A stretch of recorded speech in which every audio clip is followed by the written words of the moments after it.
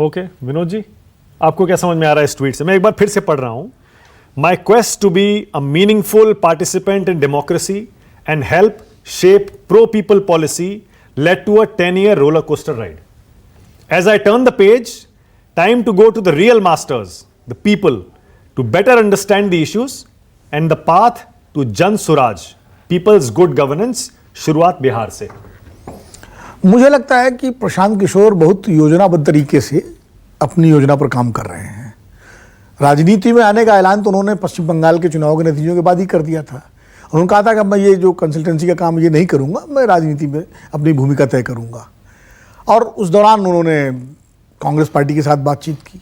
आप याद करिए 2020 में भी प्रशांत किशोर ने ममता बनर्जी को ज्वाइन करने से पहले, उनका काम लेने से शुरू होने से पहले उन्होंने बिहार में एक प्रयोग किया था और लगभग 22 लाख लोग, जैसा कि जानकारी मुझे मिली है, उनके पोर्टल पर रजिस्टर हो गए थे, नौजवान, जो उनका अपना वो था।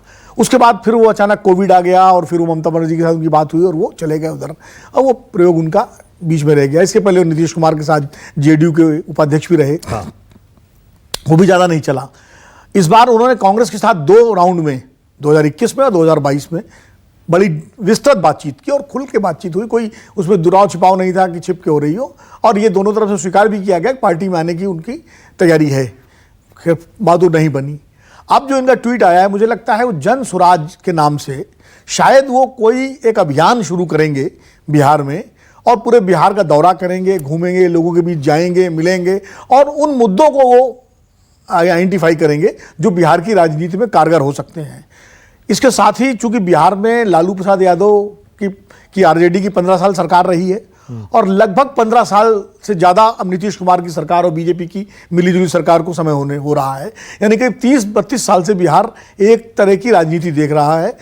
तो अब प्रशांत किशोर को ये लगता है, जो उनका एक अनुमान है, असेसमेंट है, जो उनसे बातचीत करने पे लगता है कि शायद बिहार के लोग एक नया प्रयोग करना चाहते हैं। जैसे पंजाब में हुआ कि अकाली कांग्रेस, अकाली कांग्रेस, अकाली कांग्रेस पर एकदम से नया प्रयोग हुआ और आम आदमी पार्टी उस नए प्रयोग में आ गई। अभी मृत्युंजय तिवारी जी को मैं सुन रहा था, वो कह रहे थे कि जो विश्वविद्यालय का कुलपति होना अलग बात है और विश्वविद्यालय स्थापित करना अलग बात है, कंसल्टेंसी अलग बात है, राजनीति करना अलग बात है। कुछ यही चुनौती दिग्विजय सिंह ने अरविंद केजरीवाल को दी थी जब अरविंद केजरीवाल धरना दे रहे थे, और तब कांग्रेस के नेताओं ने कहा था, आचार्य जी बैठे हुए इन्हें याद होगा, कि भाई अरविंद केजरीवाल इतने बड़े हैं तो खुद राजनीति में क्यों नहीं उतरते, उतर के देखें। अरविंद केजरीवाल राजनीति में उतरे और उतरने के बाद उन्होंने दिखा दिया और अभी भी दिखा रहे हैं। तो प्रशांत किशोर अभी तक कंसल्टेंट रहे और सफल कंसल्टेंट रहे। उत्तर प्रदेश को छोड़ के सब जगह उनका स्ट्राइक रेट बढ़िया रहा। सचिन तेंदुलकर भी 1-2 बार 0 पे आउट हो चुके हैं, ऐसा नहीं है कि नहीं आउट हुए। तो वो उत्तर प्रदेश उनके लिए वो रहा। अब वो अगर राजनीति में उतर रहे हैं तो निश्चित रूप से हम लोगों को इंतजार करना चाहिए, बजाय ये कि किसी जजमेंट पे हम पहुंच जाएं कि ये बहुत सफल होंगे, बहुत असफल होंगे, ये कहने की बजाय हमको देखना चाहिए कि उनकी योजना क्या है। लोकतंत्र के लिए तो अच्छा है ना, बिल्कुल अच्छा है, नई पार्टियां निकले और अच्छा है। और दूसरा, जो लोग प्रशांत किशोर को राइट ऑफ कर रहे हैं, जैसे हमने बहुत सारे रिएक्शन भी सुने अभी, मृत्युंजय जी भी कह रहे हैं, जेडीयू भी कह रही है, बीजेपी भी कह रही है और कांग्रेस भी यही कहेगी कि आ जाएं, कोई फर्क नहीं पड़ने वाला। जो लोग उनको राइट ऑफ कर रहे हैं या हल्के में ले रहे हैं, प्रशांत किशोर सोशल मीडिया पर बहुत पॉपुलर है। आचार्य जी तो खुद ट्विटर पे बड़े पॉपुलर है भाई। वो आचार्य जब ट्वीट करते हैं, ये एपीके हैं ये भी ठीक है। आचार्य जी जब कभी ट्वीट करते हैं तो उसमें हजारों रिट्वीट और लाइक होते हैं। प्रशांत किशोर ने ये जो ट्वीट किया, आचार्य जी आपने देखा होगा जरूर, ये नई पार्टी या राजनीति में उतरने का जो हिंट वो दे रहे हैं, शुरुआत बिहार से, इस पे करीब 31,000 लाइक हैं। उनके फॉलोअर करीब 6 लाख के आसपास हैं, लेकिन 31,000 लाइक हैं।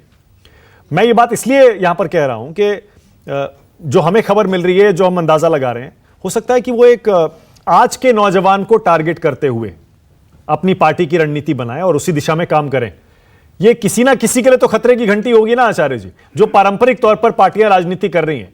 अगर आज के युवा को डिजिटल तरीके से पार्टी लॉन्च करके और उसी दिशा में प्रशांत किशोर चलते हैं, तो पारंपरिक तौर पर राजनीति करने वाली पार्टियों के लिए खतरे की घंटी तो होगी।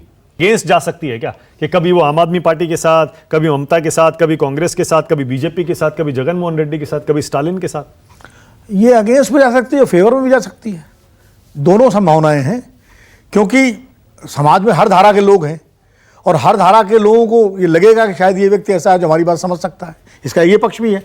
रही बात आंदोलन की, जो बात अभी संजय जी कर रहे थे और जो शंतनु जी ने कही, ये सही बात है कि अरविंद केजरीवाल अन्ना आंदोलन से निकले, उसके पहले आरटीआई एक्टिविस्ट थे, वो सरकारी नौकरी छोड़ करके आए थे अच्छी खासी, वो सारा उनकी एक बैकग्राउंड रही है। और उसके बाद उन्होंने खुद भी आंदोलन किया, बिजली को लेकर के खंभे पर चढ़े और अनशन किया, काफ़ी उनको दिल्ली में वो पहचान निश्चित रूप से उनकी अलग पहचान थी। पीके को भी एक मॉडल देना पड़ेगा ना। मैं उसी पे आ रहा हूँ। हाँ। अब इसका पीके अगर अब राजनीति में उतरेंगे, हो सकता है पीके भी कोई आंदोलन करें बिहार में, वो मुद्दों को आइडेंटिफाई करके और बिहार के मुद्दों को लेकर के, नौजवानों के मुद्दों को लेकर, हो सकता है बिहार बंद का आह्वान करें, प्रदर्शन करें, धरने करें, अनशन करें। अगर उनको राजनीति में उतरना, ये सब करना पड़ेगा। और ये सब करेंगे तो सरकार से टकराव होगा, जब टकराव होगा तो उनकी भी एक आंदोलनकारी की छवि बनेगी। कोई ऐसा तो है नहीं कि कोई जरूरी नहीं पहले आंदोलन करो, आंदोलन बाद में किया। क्या लगता है आपको, गांधी जी वरिष्ठ थे, मुद्दे कौन से लगते हैं? वरिष्ठ होने के बाद आंदोलन किया उन्होंने, दक्षिण अफ्रीका से लेकर यहाँ तक। पहले तो वरिष्ठ मुद्दे क्या समझ में आते हैं विनोद जी, किस मुद्दे को उठा सकते हैं? क्योंकि आजकल तो सारे के सारे मुद्दे ऐसा लग रहा है टेकन है, हर पार्टी सारे मुद्दे उठा रही है, मुद्दा बचा कहां है? बिहार में सबसे बड़ा मुद्दा जो है वो बेरोजगारी का मुद्दा है, नंबर 1। जो पिछला चुनाव हुआ था, आप याद करिए, तो तेजस्वी ने तो पूरा चुनाव उसी पर लड़ा। तेजस्वी पूरा चुनाव लड़ा और उसके जवाब में भारतीय जनता पार्टी ने कहा हम 20 लाख नौकरियां देंगे। तेजस्वी 10 लाख नौकरी की बात कर रहे थे, भाजपा और जेडीयू ने 20 लाख नौकरियों की बात की। प्रशांत किशोर ये सवाल उठा सकते हैं कि 20 लाख नौकरियां कहां हैं, ये मुद्दा है। और भी बिहार के मुद्दे वो देखेंगे जाकर के, अभी वो बिहार स्पेसिफिक अपनी बात कह रहे हैं। उन्होंने अपने को बिहार तक सीमित करने की बात नहीं कही है, बट बिगिन विद बिहार। तो बिहार से शुरू करके बिहार की राजनीति में अपना एक प्रभाव स्थापित करके वो आगे बढ़ेंगे, ये उनका एक शायद यही लक्ष्य होगा। तो बिहार के मुद्दा आइडेंटिफाई करेंगे। और आप याद कीजिए कि उत्तर भारत में गांधी जी भी चंपारण से ही गए थे, उन्होंने भी अपनी जो लड़ाई शुरू की थी, मैं गांधी जी से तुलना नहीं कर रहा हूं, मैं बिहार का महत्ता बता रहा हूं। बिहार जो है, देखिए जेपी मूवमेंट बिहार में शुरू हुआ और बिहार आंदोलन के नाम से जाना जाता है। वो बिहार के बाहर और किसी प्रदेश में नहीं था, वो 74 का आंदोलन बिहार में ही था, लेकिन उससे प्रभाव पूरे देश पे डाला। तो बिहार ऐसा राज्य है जो पूरे देश पे प्रभाव डालता है। अडवाणी जी की गिरफ्तारी बिहार में हुई, मंडल, उसका प्रभाव पूरे देश पे पड़ा। मंडल आंदोलन की सबसे बड़ी राजनीति बिहार में हुई, उसका प्रभाव पूरे देश पे पड़ा। प्राचीन भारत से बिहार जो है भारत की राजनीति का एक महत्वपूर्ण केंद्र है। इसलिए बिहार में प्रशांत किशोर का एक्टिव होना, यह अपने आप में देश के लिए एक महत्वपूर्ण घटना बन सकती है, अगर वो अपने कार्ड ढंग से खेलें तो।